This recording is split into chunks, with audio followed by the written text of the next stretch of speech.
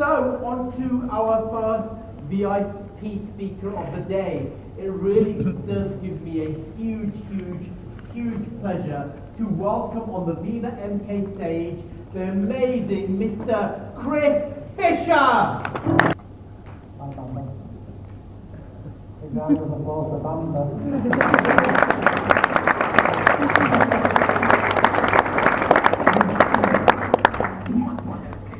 Just turn my phone down. Well, I can hear that the mic's working, so well done. Yeah, my name is Christopher Fisher, and I'd just like to say thank you for the amazing welcome myself, Nicola, my wife, and Bamba, my guide dog, have received today. Thank you, VivaMK. Thank you, Michael. And by the way, Michael, you smell amazing. I'd like to say that. Yeah, thank you very much. And how, as a blind Mancunian slacker, managed to get up on stage in front of you guys today? Well, my rebirth and really post-traumatic awakening happened in the late October 2008. So I've got my cane, so I am going to be walking around a bit. And just before we sat down, before I popped the button off the trousers, so hopefully it's how the safety thing. I'm just going to do a test. Yeah, it's still up anyway, aren't we? So, right, so yeah, late October 2008, a Sunday morning, I woke up with really blurred vision. And I thought, wow, that was a great bottle of wine last night. And within a couple of hours, it hadn't gone any better.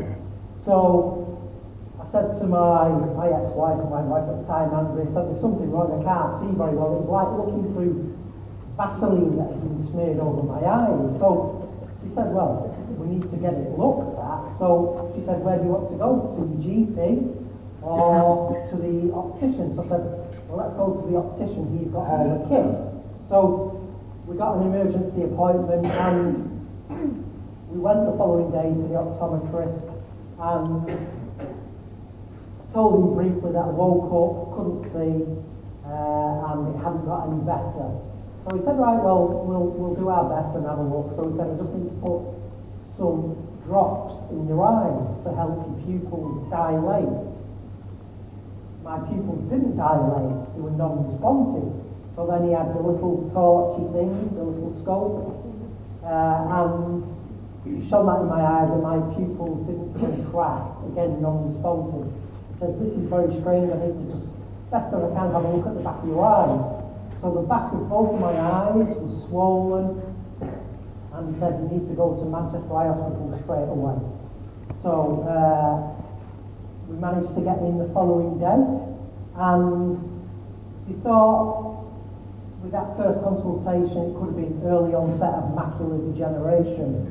And there was also another form of blindness called uveitis, which is arthritic, and I have some knee problems. I've had 9 knee surgeries throughout my life, and that was ruled out along with the macular degeneration. And then within that first week, I started going blind. It went from blurriness to loss of vision. Cut a long story short, 4 weeks later, I am completely blind. We did the angiogram and they found out it was toxoplasmosis, which is what you get from animal feces. So this is why it's really important that you pick up after your pets. And I remember being young, hearing my mum say to friends and colleagues that were pregnant, you know, oh, make sure you wash your hands if you've got pets, you know, and that's because children can be born blind if they get the toxoplasmosis infection. It's very rare, don't go panicking, but it does exist. It rendered me completely blind in 4 weeks. No colour, no perception of shade or shadow. I am completely and utterly blind. So that was a huge shock. There wasn't really any pain involved, just some heat that I felt in my eyes. Obviously a bit of a change in pressure there.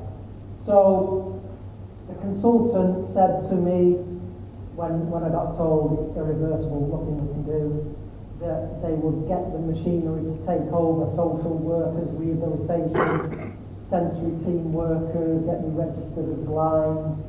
So the machinery took over. So within the first 6 months I was having rehabilitation, learning how to make a sandwich, a cup of tea, getting your little liquid level indicator that goes beep, beep, beep, so you don't burn yourself. I was really busy. Mentally I felt okay. I was given a support worker, or a PA, as they're also known, a chap called Dean, and I was beginning to get out and about with the help of Dean, go to the bank, go to the restaurant if I wanted something for my lunch, all those little jobs you like to do throughout the day. Obviously I couldn't work, my life had been taken away. What had I lost? Well, I'd lost motorcycling, I'd lost working, I did car body work at the BMW, I was a student pilot, only an hour or so away from going solo. I had a young son, Charlie, who was 8 when I went blind. Everything we used to do together, that had gone instantly. If you go completely blind, you are massively screwed. It's probably one of the worst disabilities to get, totally complete blindness, because you're not able to do anything at all. Really. It's like being a toddler. Your eyesight plays such an important part in everything you do. To have that just unplugged straight away, it's a real mind scrambler. So I'm going to go forward a little bit in time now to a year, approximately, after going blind. And I was enrolled on a cookery course at Bolton College, a cookery course for the blind.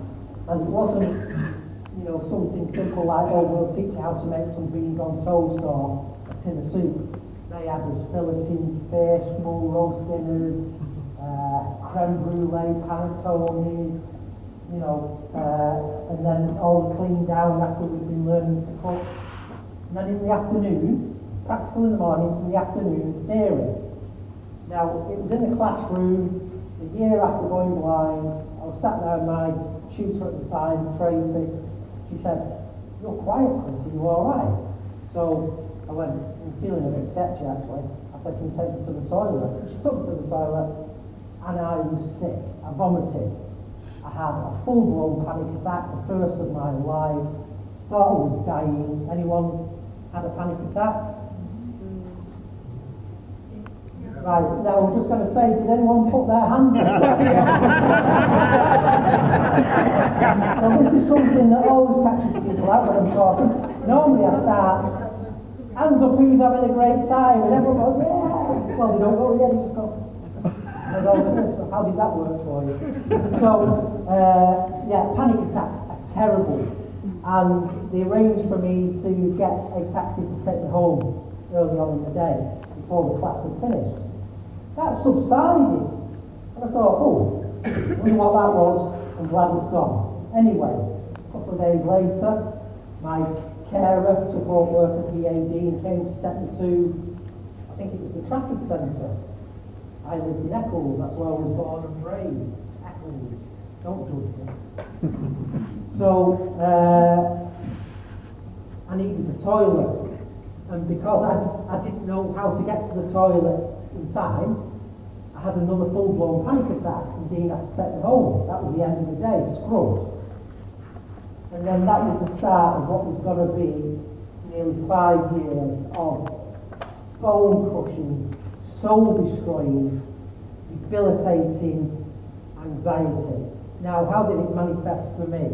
Well, it manifested with vomiting, not just being sick, actually vomiting. If someone was coming to see me, or there was an appointment, someone was coming to the house, I'd be sick, I'd be terrified.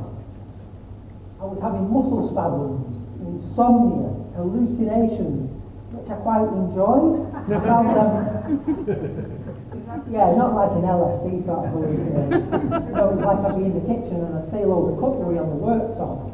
And I'd go, oh wow, I can see, and then snap straight back into blindness. And then I could see the tap running. I'd go and turn the tap off and then snap back into blindness. I was sat in the garden and actually I saw this bird fly towards my head. And I thought, like, bloody hell. But it had gone. So I found them interesting. I was also, I was having all these horrible side effects, and at my worst point, if I didn't have a young son at the time, I was going to end my life. That's how ill I felt. And there are quite a lot of blind people that end up taking their own life. It's such a huge traumatic thing to deal with. You lose everything. As bad as it would be to lose a leg or an arm or be a spinal injury in a wheelchair, I could still drive. I could still read a book. I could still see the flowers, the trees, my family. I couldn't do anything. Couldn't do anything. One of the things I miss the most about being blind is being able to read on the toilet. It does not have the same effect as an audio book. Because many men go to the toilet half an hour's piece, meeting, Golf Weekly, whatever, motorcycle news, peace and quiet. It's not the same when you're sat in the toilet. Chapter 1! It's not quiet. Anyway, having all these terrible side effects and sought some help. And now the RNIB, the Royal National Institute for the Blind, has an amazing counselling service called bereavement counselling. It's called bereavement counselling because that's how serious it is. Something, the most important part of your body, really, sense-wise, is dying. So I had 12 sessions of bereavement counselling with an amazing chap called Marius. Still remember his name because he helped change my life. And also I went and had a chat with my GP, and he prescribed anti-anxiety medication. I wouldn't recommend it for everyone, but it works for me, and I still take them one a day. If you can imagine being completely blind, my wife, Nicola, we could be in the kitchen, this happens quite a few times a week, she'll touch me and I'll jump, because I can see her hand approaching. And her just touching me will make me jump. It's terrifying. So, anyway, with the counselling and the medication, I started beginning to have some good days. Some of the old Chris was coming back, that cheeky lad from Salford. And I started to get that zest for life again. And I have always been a huge, and remain to this day, a huge horror film fan. And sci-fi and horror sci-fi. And I used to put on this great American-style yard hall for the kids at Halloween. A gazebo with neon lights and disco ball and horror clowns, and I had a proper kettle chainsaw that I took the chain off and chased the kids down the street like this. And I had a dungeon, and I built an electric chair and threw a switch and it vibrated, and graveyard, and loved it. So I wanted to start having a crack at the Halloween thing again. And I thought, I'd love to have a vampire steak because I love vampire movies. So as a Halloween cook, I wanted a vampire steak. I thought, I don't just want to get a stick out of the garden and whittle it. I can do better than that. Background in engineering. I was a crankshaft engineer when I left school. My father was a great engineer and a great artist. My brother is an architect and a great artist. Sort of genetically programmed into me. So I thought, wood turning could be the way forward. Never done wood turning. It didn't exist at my high school. It had been phased out years before. So I had a laptop that had screen reading software, so it read everything out, and I treated it very, very seriously, like going to college or school. Laptop, 5-6 hours a day, and I listened to all these videos about wood turning, this amazing, nearly 2 millennia old craft. And assimilating all this information about wood turning tools and techniques, machinery, finishing, sanding, colouring, texturing, embellishing. 600 hours later, I thought, I can't put this off any longer. I bought a wood lathe, got some wood, got some tools, chucked it all in the garage and taught myself just by touch. In those early days, I learned how to duck very quickly. There was a lot of wood made a bit of freedom. And I would sit down, going like that, need a cup of tea, thinking, what just happened there? In the early days, I didn't really understand why things were coming off the lathe. It is a very dangerous hobby / profession, if you can see.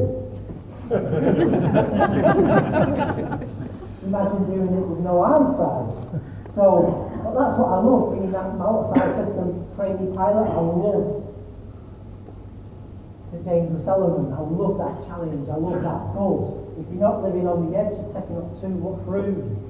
Famous quote by Whittaker. So, the way I turn is start, stop, feel, but I never give up. I dig so deep, it's unbelievable. It is mentally exhausting. The blind suffer with something called concentration fatigue. And everything that I do is a considered action. Every second of my life is an instant memory. It is really, really tiring, but I love it. And as my wood turning evolved, people say, oh, that's not bad actually, Chris, could you make me one? And I was hooked. I said, yes, I was doing little bowls and little doodads and honey dippers, all the little craft stuff that wood turners, hobby wood turners are synonymous with, the little craft items.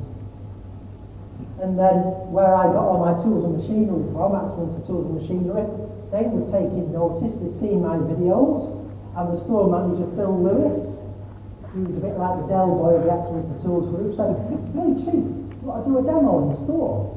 So I went, you know what, I'm blind. He says, oh, don't worry about it, we're better than half the monkeys we get here anyway. so, yeah, I'll do it then. Put my money where my mouth is. Put my head above the parapet. I'm there saying the disabled are great, we can do anything if you just give us some support, some time, and you believe in us, and we believe in ourselves, we'll get it done. And Nicola, my amazing wife, she's a business advisor, business consultant and strategist in her day-to-day job. So what a great person I have as my manager, my strategist, always pushing me, come on Chris, you can do this, you've got a great story to tell, inspire and motivate people, get out, get it done. So I want to make Nicola proud, I want to make the rest of my family proud, and I want to make myself proud. And have that independence and that strong sense of honour that I used to have. So I agreed to do the demo, driving in to do that first demonstration in the Warrington store, had a massive panic attack. Had to stop off at McDonald's on the way to use the facilities, and we decided to proceed. Got there, set up, and nice big audience there, not as many as here, but a reasonable crowd. And when I'd made that first cut, I was away. I thought, yeah, this is amazing. And I'm having a bit of banter with the audience. People were loving it, and people in the audience. There were members of wood turning clubs, there were chairmen, secretaries there, and started getting booked for lots of clubs. In the background, working a lot harder than I ever do, is Nicola. And she's building up some contacts, she's networking. And some of her clients knew people at the BBC. And the BBC thought, great story here. So I was interviewed and filmed for BBC News Northwest. And then I appeared on Sunday Morning Live, and then I think it was Sunday Thoughts, I think another programme. It was on BBC Radio Manchester Breakfast Show. Got to meet Mike Sweeney. Alright, you know, yeah, Mike, all that. So that was a lot of fun. For every hour I work, Nicola does 6 for me in the background. Having support and a network you can rely on, like you guys, you're this amazing community, you're absorbing, what others tell you, the energy, the vibe, the positivity, it really helps. So I did that first demonstration, and then Accidents to Tools decided to sponsor me. As part of that sponsorship, I had to demonstrate in store at all of their stores, these huge, big, amazing tool and machinery stores all over the country. So we did that. I invented a product called the Speed Sizer, which went into production, which is a little gadget I invented to help me work out sizes for my lathe chuck. What we thought, great idea. So it's sort of like the blind inventor as well. No? So I get 80 pence for every one sold. So by this time next year, I shall be 100 air.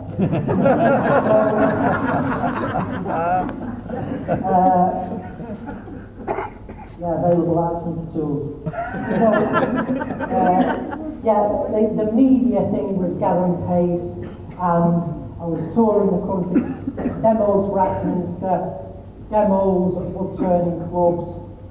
I was being featured in woodworking, wood-turning publications, and I was being featured in publications sort of like around the disabled community. So, yeah, it was like, it's amazing. But none of this was luck.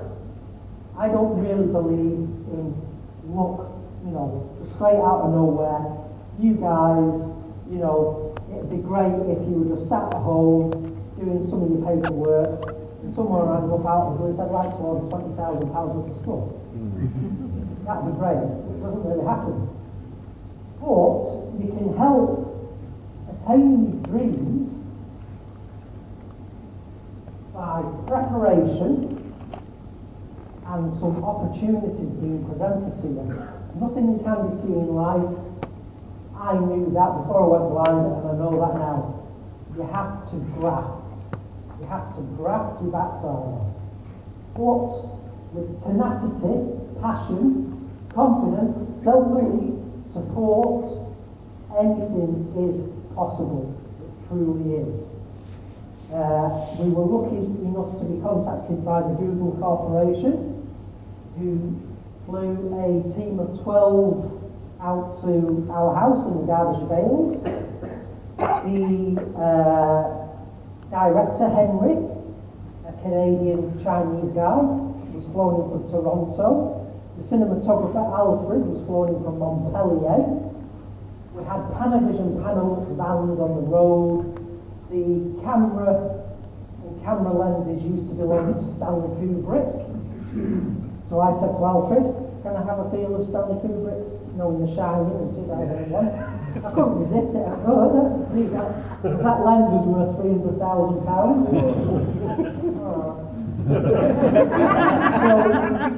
So we had medics, catering, satellite uplink. We shadowed Nicola and I for 10 days. We shot 24 hours of film for a 4-minute piece that went live. They threw, we can estimate, how much? £500,000 at that. And it is the most viewed short film that Google have done, last time I checked. So it's amazing to be getting all these opportunities, but we have worked bloody hard at it. You know, again, it's not been handed to us. People think, you know, I get trolled like a lot of people. Oh, you see me and think I have only gone blind yesterday, and I'm making it up and I'm doing it all to get rich and famous. I am not rich, and I don't consider myself famous. I'm a legend in my own workshop.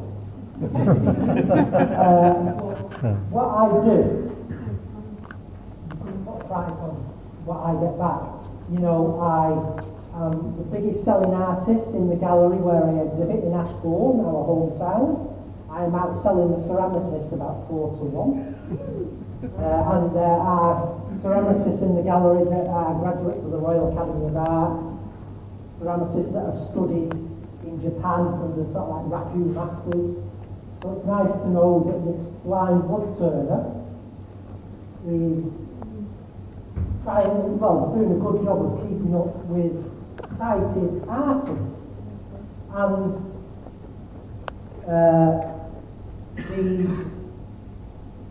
Sort of like one of the best things that ever happened to me was in 2018. I was nudged to apply to become a registered professional turner. So there's a master woodturner called Phil Irons, a 6'5" Aussie bloke, loving to bits, and he was saying, "You're going to go for your RPT accreditation?" So I said, "Yeah, I'd love to be the first blind person to do it, but I don't know." He says, "Yeah, go on, do it. And there's another master woodturner called Colby Way from Devon, who's the master turner for Axminster Tools. Well, Phil Irons and Colby sponsored me. So Nicola applied on my behalf, sent me some photographs, and we must look at those photographs at the Guildhall in London, where the Worshipful Company of Turners exist, and we must look at them and go, "Oh yeah, he's got potential, this kid." Or we go, you know. But anyway, we got contacted and said, "Yeah, we want to come out and do the assessment."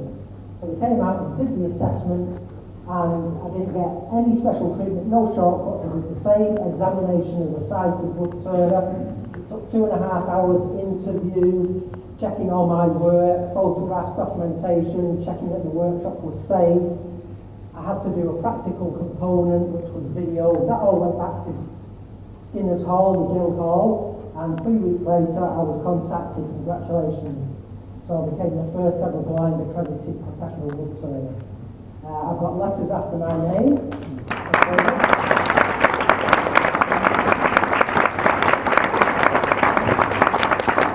So I've got letters after my name. My name is Christopher Warwick Fisher, RPT. I'm entitled and allowed to use those letters whenever I want. So I don't know if it said Christopher Fisher, RPT on the slideshow, and if it didn't. But anyway, that was a great honour to be the first.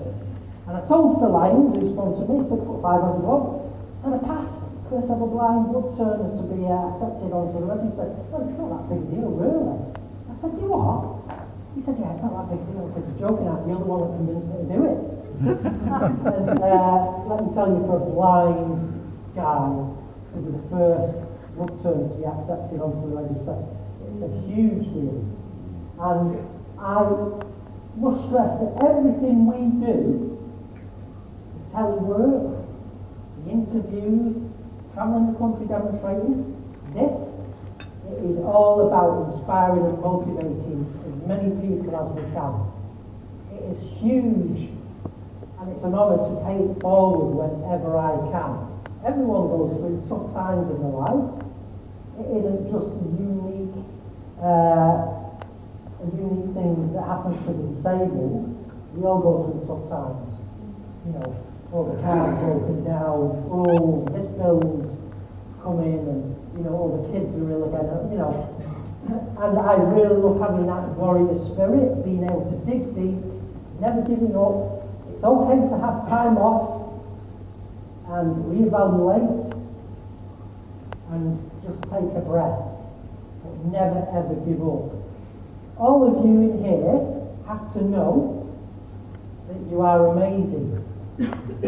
I'm telling you, you are all amazing. You are all a gift to your families, to your friends, to the planet, and to the universe. You are capable of greatness. You truly are. The theoretical physicist Michio Kaku says everybody is born a genius. But it can be external social parameters that steer us away from that genius. You know, getting involved in some dodgy stuff or the pressures of work and family life. But it can take something, it can come from right outside where you wouldn't expect it, to reignite and rekindle that spark you used to have. Now, I think that all of you in here that are striving to achieve your ambitions and maximise your potential, I think everyone in here, you wouldn't be here if you didn't have that spark. Am I right? Yes.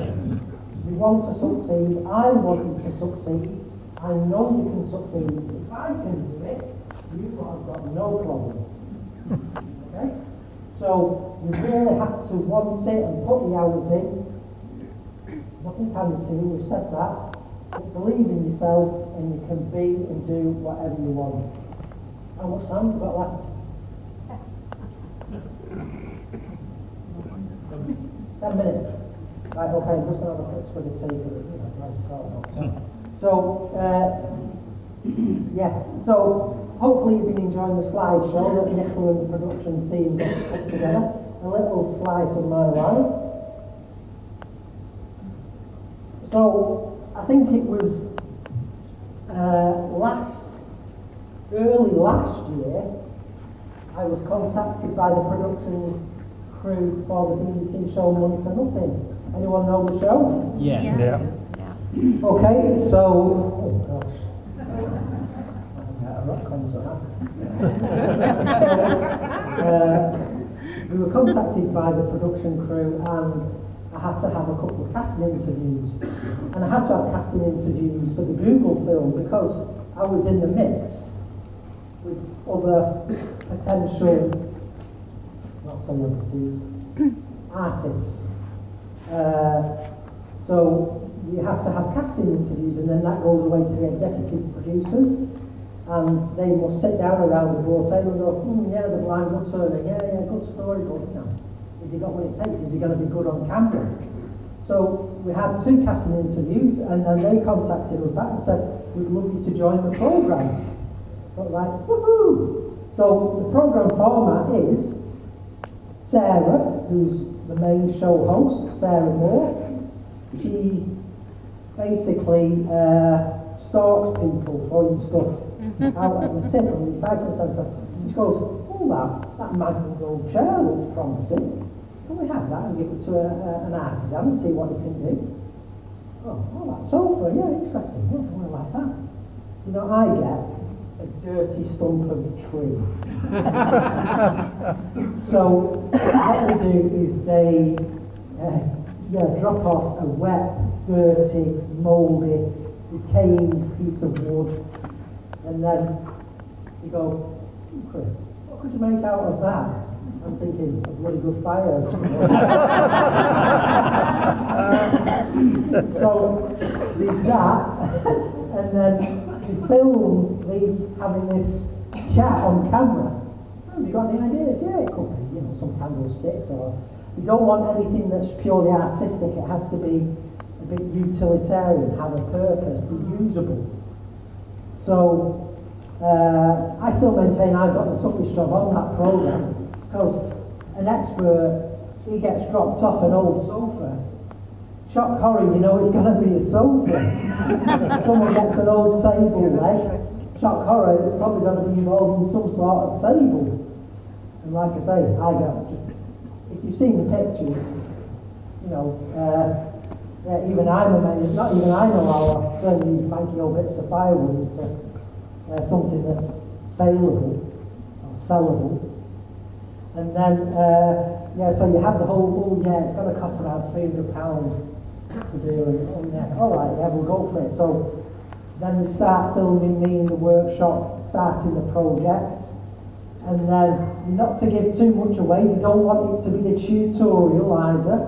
You want to leave a bit for the viewer to get their imagination fired up and get them inspired, and people that are maybe looking for a new hobby, you know, maybe want to take up some shabby chic, you know, or furniture upcycling. So you get started on the project, and then they'll come back and they'll film the reveal, and it's like, woo, this.